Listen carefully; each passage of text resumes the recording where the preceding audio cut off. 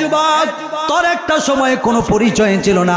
আব্দুর রহমান নামে কেউ ছিল না, আব্দুল করিম নামে কেউ ছিল না, খাদিজা নামে কোনো মহিলা ছিল না, ফাতেমা নামে কোনো মহিলা ছিল না।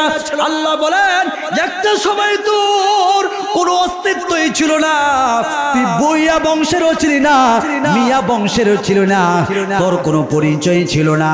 আমি আল্লাহ তোর পরিচয় দান করলাম। আজকে তুই বইয়া বংশ, আজকে তুই মিয়া বংশ, আজকে তুই মির্জা বংশ, আজকে তুই খান বংশ।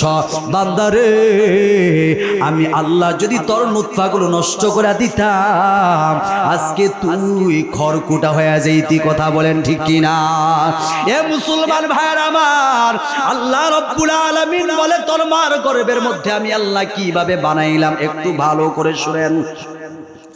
আল্লাহ রাব্বুল আলামিন বলেন তোর মার গর্ভে যখন আমি বানাইলাম, 4 মাস পরে যখন রূহ চলে আসলো, আস্তে আস্তে তোর দেহটা যখন বড় হতে লাগলো, এখন খাবারের প্রয়োজন। ওই পেটের ভিতরে তোর খাবারের ব্যবস্থা কে করবে? দুনিয়ার কোনো মানুষ খাবারের ব্যবস্থা করতে পারবে নি?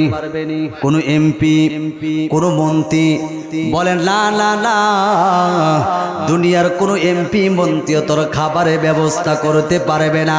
আমি সেখানে তোরে কিভাবে খাওয়াইলাম? আল্লাহ রাব্বুল আলামিন বলে বান্দা, তোর মা যত ভিটামিন খাবারগুলো খাইতো,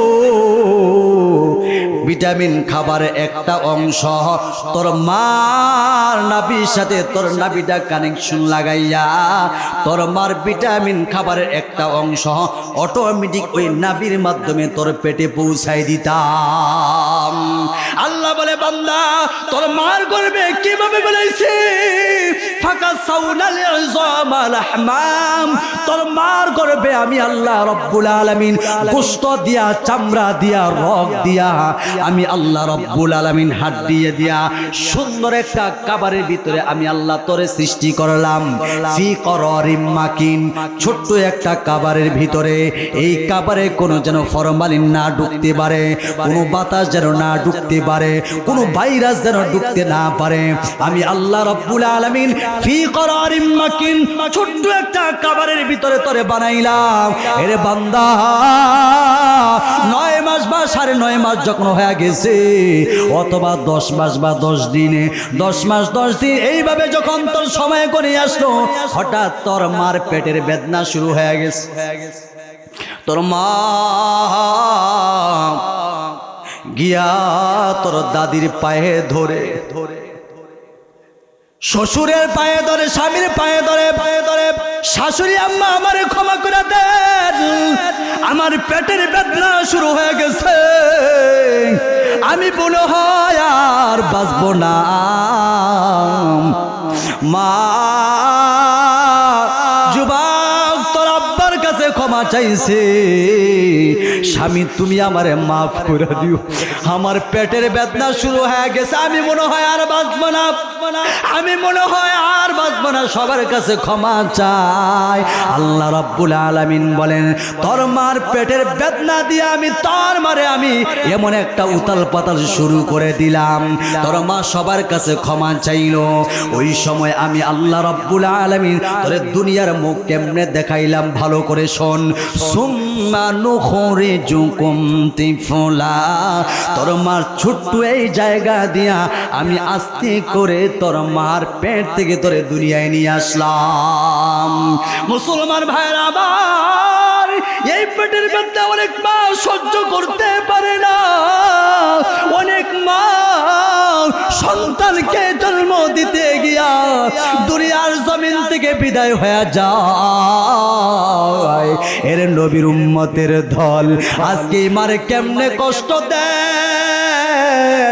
মা জানে সন্তানকে জন্ম দিতে গিয়া আমার জীবনটাও চলে যেতে পারে, তারপর মা সন্তানকে পৃথিবীর আলোর মুখ দেখাবার জন্যে মা তার জীবনটাকে বাজি রেখে দুনিয়ার জমিনে নিয়ে আসে।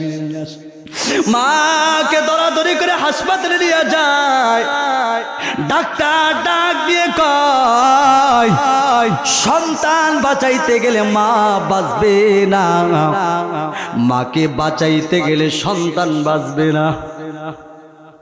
ঢাকা হাসপাতালের এক ঘটনা ও মুসলমান, আমার মুসল্লি কথা বলার পর আমি চোখের পানি ধরে রাখতে পারি না। মা বাঁচলে আবার সন্তান হবে, এই শব্দটা যখন মার কানে চলে গেছে রে যুবক, মা ডাক্তারের ডাক দিয়ে কো ডাক্তার, আমার আর বাঁচার স্বপ্ন নাই। এ ডাক্তার কারো কথা শুনলেন না, আমি আর জীবনটা দিয়া দিতে পারি, তবু আমার সন্তানকে মাইরেন না, আমার সন্তানকে পৃথিবীর আলোর মুখ দেখাল। এর নবীর উম্মত মা ডাক্তারে পায়ে পড়ে গেছে, ডাক্তার আমার বাঁচানোর কোনো প্রয়োজন নাই, আমার মাসুম বাচ্চাটাকে বাঁচান। মার অনেক পীড়াপিড়িতে ডাক্তার চিকিৎসা করতেছে, অপারেশনের রুমে নিয়ে গেছে মুসলমান। কিছুক্ষণ খবর আসছে সন্তান বাঁচাইতে গিয়া মা হার দুনিয়া জমিনে বেঁচে নাই। হে যুবক, তেলটা নরম করে দে, আজকে মা যারা হারাইছো জানি না কে জানি সারা জন্মের জন্য এতিম হয়ে গেছে। আমি এই ময়দান থেকে দেখতে যাই কার মা নাই, জানি না কার বাবা নাই। এমন এতিম সন্তানগুলো আমার আল্লাহকে এই রাত্রে গভীরে হাত উঁচু করে দেখান কার মা নাই বাবা নাই। অনেকের হাত উঠায় বলাইছে বাবা হাতটা নামান। আজকে কোন এতিম সন্তান এখানে আসছো জানি না, আজকে মাহফিল শেষ করার পর তোমাদের যাদের মা আছে বাবা আছে ঘরের দরজায় করাঘাত করলে কিন্তু বাবা মা দরজা কইলা দি। আমাদের যাদের মা বাবা নাই, এ যুবক আমরা আজকে বাড়িতে যাইব, বাড়ির ঘরের দরজায় করাঘাত করব,